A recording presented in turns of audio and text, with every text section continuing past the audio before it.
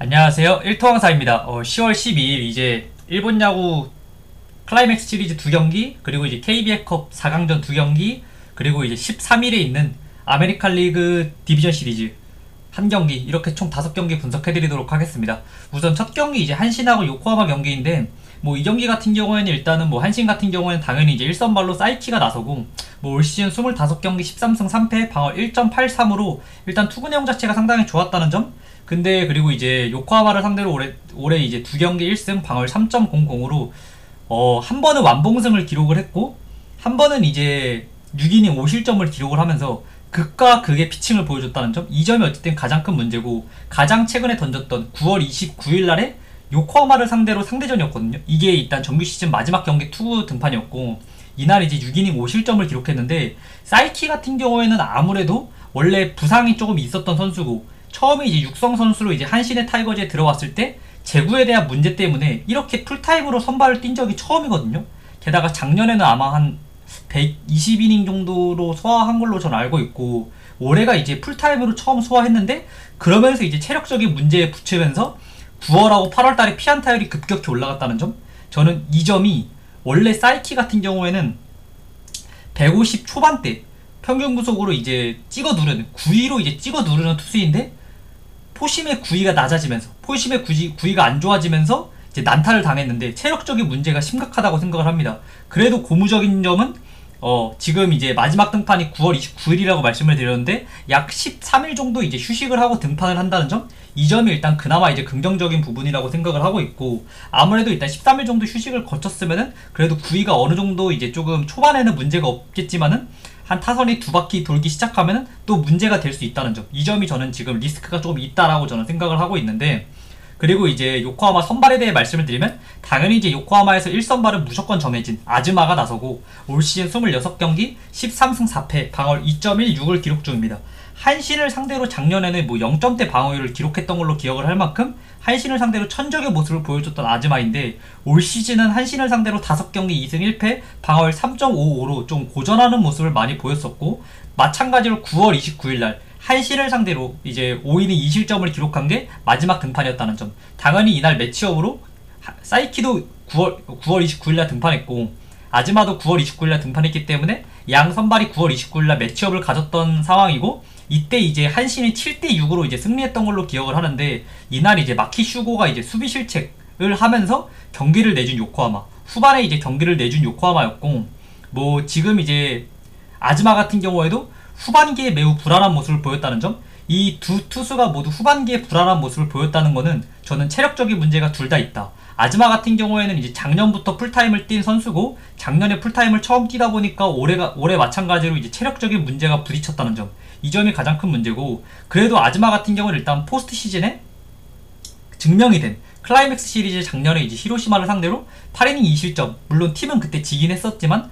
클라이맥스 시리즈에서 히로시마를 상대로 8이닝 2실점으로 굉장히 좋은 모습을 보여줬던 아즈마이기 때문에, 저는 선발의 매치업에서 아즈마가 약 위에 있다 라고 저는 지금 생각을 하고 있고, 뭐 일단은 선발만 보면은 요코하마의 우위, 그리고 일단은 타선만 보면은 지금 일단은 상위 타선만 놓고 보면은 요코하마가 전혀 밀리지 않는다. 근데 문제는 당연히 이제 조금 요코하마 같은 경우에 좀 팀 배팅이 좀 안 되는 그 느낌이 약간 있다는 점이 문제고, 한신 같은 경우에는 이제 치카모토가 나가기만 하면은, 1번인 치카모토가 나가기만 하면은 요코하마 포수가 일단은 부상을 당한 상황이기 때문에, 그렇기 때문에 지금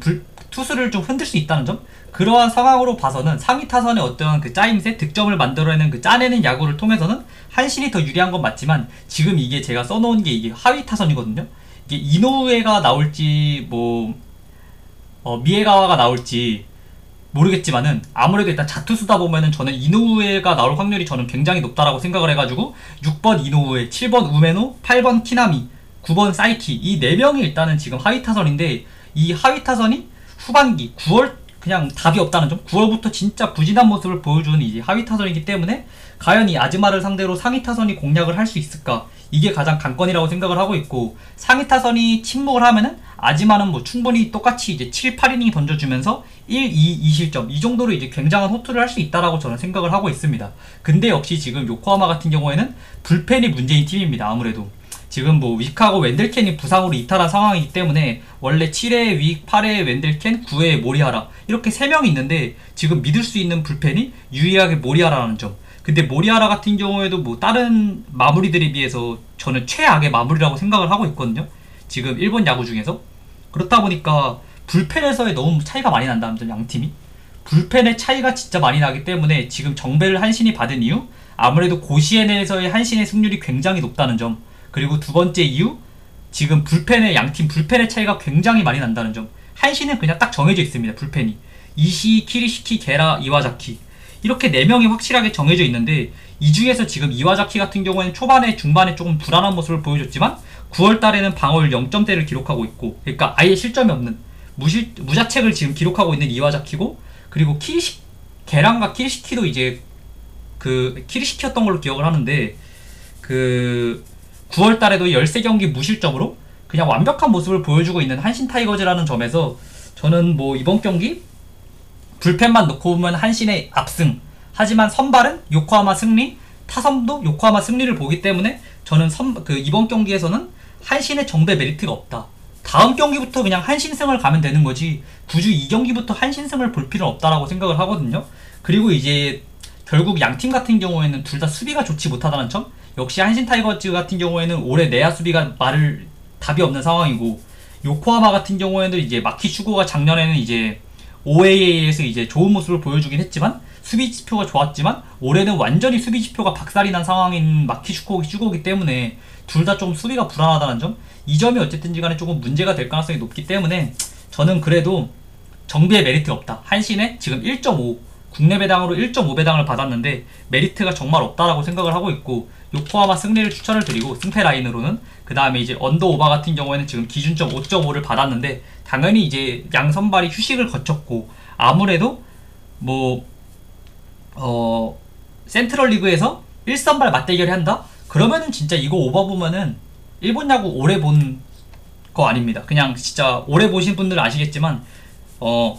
센트럴 리그 1선발끼리 맞대결이다? 그러면은 그냥 언더 찍고 보는 겁니다. 어쨌든지 간에. 그렇다 보니까 이제 이 경기는 요코하마 승과 언더 이렇게 추천드리도록 하겠습니다. 그리고 이제 또 요코하마 승을 좀 본 이유를 추가적으로 말씀을 드리면, 요코하마 같은 경우에는 1선발 아즈마가 나왔을 때 무조건 잡아야 되는 상황이거든요. 2선발, 3선발 얘네들이 안정감이 굉장히 떨어진다는 점, 뭐 잭슨하고 K가 있다고 하긴 하겠지만은 솔직히 불안하다는 점,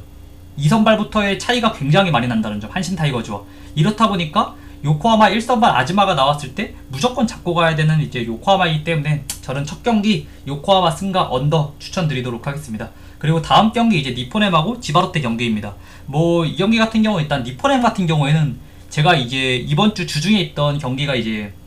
니포넴하고 라쿠텐 경기였는데, 그날 이제 이토가 선발 투수로 나오면서, 원래 이제 니포넴에는 1선발은 이토가 이제 1선발인데 지금 이토가 이제 화요일인가 수요일날 등판하면서, 걔는 이제 제가 등판 주기가 6일에서 7일이 무조건 휴식을 받아야 되는 자원이기 때문에 진짜 해봤자 3차전에 나올 가능성이 높다, 그렇게 말씀을 드렸고, 그러면서 이제 1선발로 카토가 낙점을 받았는데, 카토는 단점이 공의 구위가 굉장히 좋지 못하다는 점, 한 130 후반대 평균 구속으로는. 아무래도 이제 플레이오프다 보니까 뭐 평균 구속을 끌어올린다고 치면은 140 초반대 정도가 이제 나올 가능성이 굉장히 높은데, 141 이 정도 던져가지고 플레이오프에서는 이제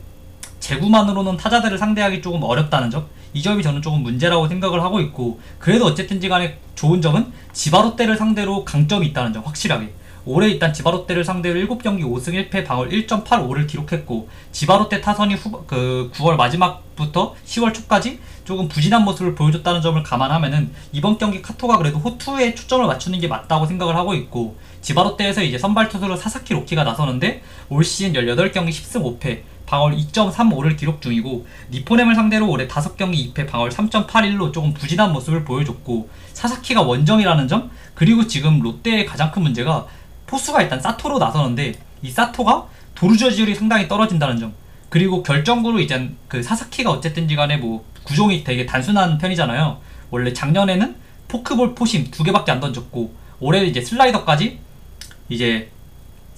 해가지고 이제 3개 이렇게 던졌었는데, 문제가 지금 이제 포크볼에 대한 블로킹이 안 된다는 점, 그렇다 보니까 주자만 나가면은 니포렘 타자들이 주자만 나가보면 충분히 사사키를 흔들 수 있다라고 생각을 하고 있고 뭐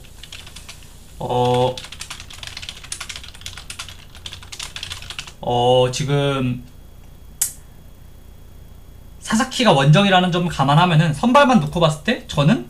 전혀 카토가 밀리지 않는다. 비슷한 흐름으로 갈 가능성이 높다라고 저는 생각을 하고 있고 뭐 지금 저는 선발만 봐서는 카토가 약 우위 그리고 타격으로만 보면은 지금 니포렘은 어쨌든지 간에 올 시즌 홈에서의 타격이 터지는 팀이고 지바롯데 같은 경우에는 원정에서의 타격이 조금 답이 없는 팀이기 때문에 타격으로만 놓고 보면 저는 니포렘의 우위 그리고 불펜 같은 경우에는 양팀 모두 불안한 팀이고 그렇다 보니까 니포렘 같은 경우에는 시즌 내내 뭐 신조 감독이 딱 경기 운영을 가져갔던 게 선발은 진짜 길게 끌고 가는 최대한 어쨌든지 간에 뭐 119, 129 이런 식으로 진짜 길게 끌고 가면서 불펜을 최소한으로 투입을 시키고 그러면서 이제 불펜에게 너네 그냥 2, 3이닝 정도만 확실하게 막아주라 이런 식으로 가고 있는 니포넴이기 때문에 결국 카토가 어느 정도 던져주냐에 저는 달렸다라고 생각을 하고 있고 제가 아까 말씀드렸다시피 카토는 그래도 이번 경기 호투할 가능성이 조금 높다라고 생각을 하기 때문에 이번 경기 저는 지바롯데의 정배 메리트 없다라고 생각을 하고 있고 뭐 상대전에서만큼은 지금 니포넴이 18승 1무 6패로 올해 기록인데 압도적인 우위를 점했고 지금 상대전에서 기록만큼 6연승을 기록 중인 만큼 뭐 지금 이번 경기 지바롯데 갈 이유 전혀 없다라고 생각을 하고 있습니다. 선발 때문에 일단 지바롯데가 정배를 받은 상황인데 1선발이 2토가 안 나온 점, 니포넴이 1선발 2토가 안 나온 점은 저는 솔직히 조금 문제가 된다고 생각을 하긴 하지만 사사키가 뭐 작년에 보여준 그러한 모습도 아니고 올해 확실히 무난한 모습을 보여주고 있고 그리고 사사키 같은 경우에 작년에 이제 클라이맥스 시리즈에서 소프트뱅크 상대로 아마 3이닝 무실점인가? 기록을 했다가 바로 그냥 부상으로 나갔었거든요. 그 뒤로 아예 등판 안 했고 그렇기 때문에 사사키는 진짜 얘는 믿을 수가 없는 투수이기 때문에 저는 이번 경기 그냥 1순위로 니포넴 승을 추천을 드리고 그리고 이제 언더오버 같은 경우는 이제 언더를 추천을 드리는데 저는 오늘 경기들 중에서 니포넴 승리가 가장 좋아 보인다 라고 말씀드리도록 하겠습니다. 뭐 니포넴 승리 진짜 배당도 그렇고 솔직히 배당 대비도 너무 마음에 들고 그 다음에 경기 내용 뭐 최근 타격감 그리고 사사키가 후반기에 보여준 불안한 모습 카토를 솔직히 믿을 수 없긴 하지만 어쨌든지 간에 지바롯데를 상대로 강점이 있다는 점 이러한 점들을 감안했을 때 니포렘을 안 볼 이유가 없다. 타격감으로도 니포렘이 더 우위에 있다라고 생각을 하고 있기 때문에 타선만 봤을 때도 그렇다 보니까 일단은 니포렘 승리를 보고 있고 근데 이제 걱정되는 부분이 단 한 가지인데 니포렘 같은 경우엔 지금 2시즌인가 3시즌 동안 꼴찌를 한 팀이기 때문에 아무래도 이 지금 올해 반등을 한 거에는 어린 선수들이 이제 조금 반등을 했다는 팜에서 키워왔던 육성 선수로 키워왔던 선수들이 좋은 활약을 해주면서 올 시즌 2위를 기록했는데 퍼시픽 리그에서 과연 이 선수들이 플레이오프에서 쫄지 않고 잘할 수 있냐 이 점이 저는 관건이라고 생각을 하고 있어가지고 뭐 얘네들 못 믿겠다? 그러면 첫 경기 보고 가는 게 맞고 그냥 그런 거 모르겠고 확실히 그냥 전력적인 부분 이러한 것들만 보고 판단하겠다? 그러면은 그냥 저는 이번 경기 니포넴 승 추천드리도록 하겠습니다. 그리고 이제 다음 경기 KBL컵으로 이제 4강전인데 모비스하고 이제 원주DB 경기입니다. 모비스 같은 경우에는 예선에서 2승을 기록했고 숄롱 그리고 프림 이 두 명의 용병 1옵션 2옵션 저는 최강이라고 생각을 하고 있고 국내 자원들의 뎁스가 상당히 좋다는 점 근데 일단은 예선 두 경기에서 조금 3점이 터지는 모습을 보여줬는데 과연 3점이 또 터질까? 이 점이 저는 지금 가장 관건이라고 저는 생각을 하고 있습니다. 그리고 이제 원주DB 같은 경우에는 예선에서 이제 1승 1패를 기록했고 강상재하고 박인웅이 부상을 당했는데 아무래도 저는 이 두 선수의 부상 이탈 굉장히 치명적이라고 생각을 하고 있고 특히 박인웅 같은 경우에는 뭐 헛슬 그리고 뭐 3점이 굉장히 좋은 선수 그렇다 보니까 스페이싱에서 공간을 넓혀주고 그러면서 이제 3빅을 쓰는 지금은 이제 강상재가 빠지면서 이제 투빅이라고 볼 수 있는데 이제 김종규하고 오누아코 이렇게 투빅을 쓰는 상황에서 스페이싱 효과를 확실하게 내줄 수 있는 자원이 이제 박인웅인데 이 박인웅의 이탈은 팀 전력적인 측면에서 너무나도 큰 누수라고 저는 생각을 하고 있고 오누아쿠 같은 경우에는 공격에서만큼은 솔직히 1옵션 감이라고 보긴 어렵거든요. 굉장히 이타적인 동료의 움직임을 잘 살려주는 플레이를 잘하는 거지 뭐 혼자 이제 1대1로 돌파를 해가지고 득점을 만들어가거나 그러한 자원은 아니기 때문에 결국 외곽에서의 자원들이 어느 정도의 활약을 해주냐 이 점이 저는 관건이라고 생각을 하고 있는데 이 경기 같은 경우에 저는 결론을 말씀을 드리면 강상재하고 박인웅의 부상 이탈이 너무 크다. 모비스의 3점에 대한 의문이 있긴 하지만 지금 DB는 부상 자원들 때문에 갈 수가 없는 상황으로 1순위 이런 거 빼고 그냥 승패 라인 모비스 승 그리고 이제 언더 오버 같은 경우에는 언더 추천드리도록 하겠습니다. 뭐 이 경기 같은 경우에는 저는 뭐 모비스 승을 본다면은 그냥 이제 이거라고 생각을 하는데, DB에서 이가니의 3점이 터지면 진짜 어쩔 수 없는 경기. 진짜 이가니 같은 경우에는 3점 난사를 하는 자원이기 때문에, 걔 같은 경우에는 뭐 하루에 그 한 경기에서 뭐 3점 기본적으로 뭐 7개 이 정도까지 시도하는 자원이기 때문에, 걔가 그냥 3점이 터지면서 7개 중에서 4, 5개 성공한다? 그러면은 뭐 어쩔 수 없는 거고, 그게 아니라 원래 뭐 평균대로 뭐 3개 정도 원래 남사하는 자원이다 보니까 2개 정도 이렇게 성공하면은 그냥 뭐 울산 현대 모비스가 그냥 무난하게 이길 것 같다고 생각을 하고 있고, 그리고 또 이제 슈터로 제가 이제 오누아쿠가 공격에서 이타적인 모습을 보여주고 있기 때문에 결국 외곽에서의 지원이 활발해야 한다고 말씀을 드렸는데, 이 외곽에서 지원해줄 자원이 이제 지금 남은 상황은 이간이하고 김훈 이렇게 2명밖에 없거든요. 근데 이 2명이 터지지 않는다? 그러면은 그냥 울산 현대 모비스 무난한 승리. 이 2명 중에 1명이 터진다? 그러면 조금 비비는 느낌. 이 2명 다 터진다? 그러면 이제 조금 원주 DB가 이기는 그림으로 가긴 하지만, 2명 다 터질 확률이 저는 크진 않다고 생각을 하거든요. 퍼센테이지로 따지면 한 20%? 20%도 안 된다라고 생각을 하기 때문에, 이 외곽 자원이 터질 확률이, 그렇다 보니까 이번 경기 같은 경우는 이제 모비스의 승리, 그리고 이제 당연히 3점이 터지지 않으면은 득점력이 조금 낮아질 수밖에 없는 상황으로 언더까지 보도록 하겠습니다. 그리고 이제 다음 경기 이제 가스공사하고 수원 KT 경기인데, 이 경기 같은 경우에 이제 제가 이렇게 글을 많이 안 써놨는데, 원래 저는 가스공사 승리를 추천드리려고 했습니다. 직전 경기 딱 보면서 아, 이거 진짜 가스공사가 충분히 KT 상대로 이변 일으킬 수 있다 라고 생각을 해가지고 이제 가스공사 승리를 추천드리려 했는데, 직전 경기 이제 차바위가 부상을 당하면서, 차바위 같은 경우에는 지금 가스공사에서 수비로 치면은 원래 정성우가 합류하기 전에는 이제 상대의 에이스, 상대의 1옵션을 녹다운 시키는 용병 자원을 뺀 이제 국내 선수들 중에서는 수비가 굉장히 좋은 차바위인데, 이 차바위의 부상으로 어느 정도 조금 수비의 공백이 심해졌다는 점? 그러면은 결국 정성우가 이제 허운을 마킹해야 되는데, 과연 이 스크린에 타는 문제, 그리고 과연 혼자서 허운을 마킹하는 상황에서 얘가, 그리고 지금 볼핸들링도 같이 겸하고 있는 상황이기 때문에 정성우가 체력적인 부분에서 문제가 될 수밖에 없다 라고 지금 저는 생각을 하고 있고, 뭐 KT 같은 경우에는 지금 용병 2명, 해원즈하고 틸먼이 조금 아쉬운 모습. 틸먼 같은 경우에는 그래도 일단 수비로 일단은 증명을 한 상황이 긍정적이긴 하지만, 확실히 이제 용병 치고는 둘 다 조금 아쉬운 모습을 보여주고 있기 때문에, KT 위주도 확실히 수원 KT 같은 경우 조금 정배 메리트 저는 조금 떨어진다라고 생각을 하거든요. 그치만 어쨌든지 간에 뭐 허운이 일단은 지금 날아다니고 있고, 그 다음에 지금 정성우가 혼자서 허운을 30분 내내 마킹한다? 저는 쉽지 않다고 생각을 하거든요. 그리고 뭐 하연기도 있고, 그 다음에 이제 무엇보다 지금 가스공사 같은 경우에는 용병 1명이 아직 뭐 출전을 할 수가 없는 상황이라는 점, 이러한 점들을 감안했을 때 결국에는 이제 전력적인 부분을 극복하기 어려운 상황이다 라고 생각을 하면서 그냥 이제 KT 승, 그리고 이제 핸디 같은 경우에는 저는 그래도 가스 프렌을 추천을 드리는데, 가스 프렌 조금 애매하다라고 생각을 하고 있고, 그 다음에 언더 오버 같은 경우에는 이 경기도 똑같이 언더 추천드리도록 하겠습니다. 원래 생각했던 플랜에 저는 벗어났을 때는 배팅을 안 하는 편이라서, 제가 아까 말씀드렸다시피 원래 플랜은 이제 가스공사 승리를 가려 했었던 그러한 경기였는데, 이제 그 플랜이 망가지면서 이번 경기 같은 경우에는 저는 이제 조금 패스하는 그림으로 갈 가능성이 높다 라고 말씀드리도록 하겠습니다. 아무래도 KT 같은 경우에 지금 허운 부진하면 답이 없습니다. 그렇다 보니까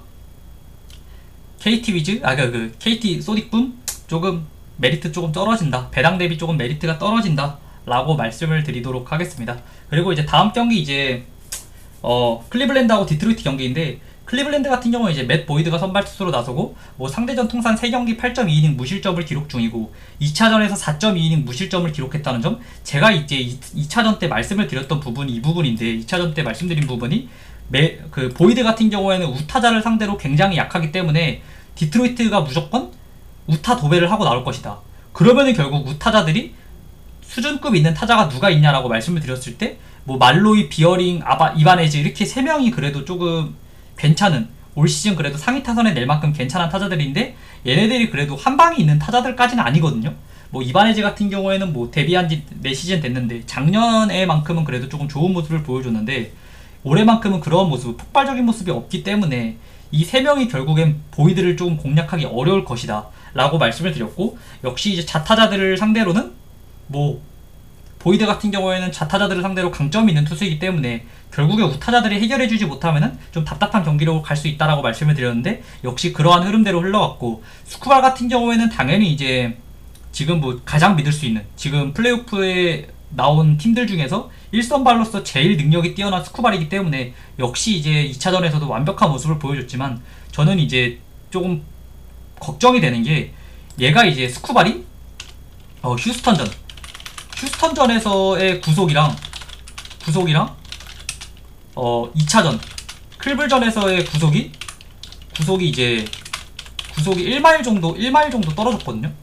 체력적인 문제에 지금 있다는 점이 지금 핵심이라고 생각을 해가지고, 아무래도 지금 스쿠발은 좀 고전할 가능성이 저는 있다라고 지금 생각을 하고 있고, 그리고 지금 이제 불펜 자원들, 디트로이트 불펜 자원들이 9월부터 굉장히 타이트하게 불펜 데이를 하면서 타이트하게 이끌어 왔거든요. 그렇다 보니까 지금 불펜 자원들이 매우 지친 모습을 보여주고 있기 때문에, 만약에 이번 경기 기준점 5.5를 받는다? 그러면은 그냥 오버 무조건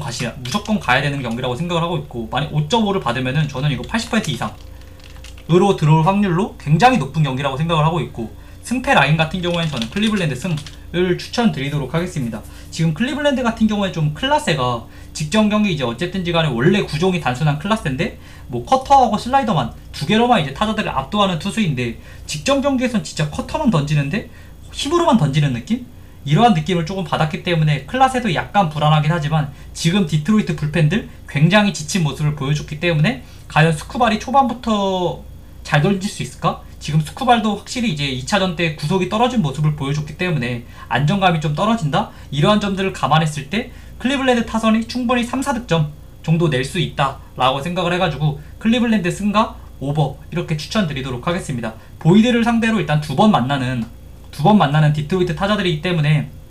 아무래도 뭐 부상에서 돌아온 선수고, 그 다음에 무엇보다도 뭐 보이드 같은 경우에 솔직히 1선발감은 아니기 때문에, 솔직히 3, 4선발감이기 때문에 똑같은 팀을 상대로 두 번 정도 맞대기를 펼친다? 그러면은 무조건 고전할 확률이 매우 올라가거든요. 첫 경기보다는 무조건 고전할 확률이 높기 때문에 이번 경기는 5.5 기준점 받으면은 솔직히 80%라 쓰긴 했지만 저는 거의 한 85% 이상까지도 보는 5.5 기준점이면 그냥 안 갈 이유가 없는 경기다 라고 말씀을 드리고, 뭐 6.5 기준 받았을 때는 클리블랜드 승이나 오버 둘 중에 잘 고민해서 가셨으면 좋겠습니다. 네, 오늘도 봐주셔서 너무 감사드리고, 아까 말씀드렸던 일본 야구 경기, 니포렘 경기, 이 경기가 어쨌든지 간에 오늘 5경기 중에선 뭐 가장 좋아 보이고, 만약 이 경기가 만약 5.5 기준점을 받는다? 그럼 이 경기가 가장 좋아 보인다, 이렇게 말씀을 드리고, 오늘도 봐주셔서 감사드리고 구독과 좋아요도 부탁드리겠습니다. 감사합니다.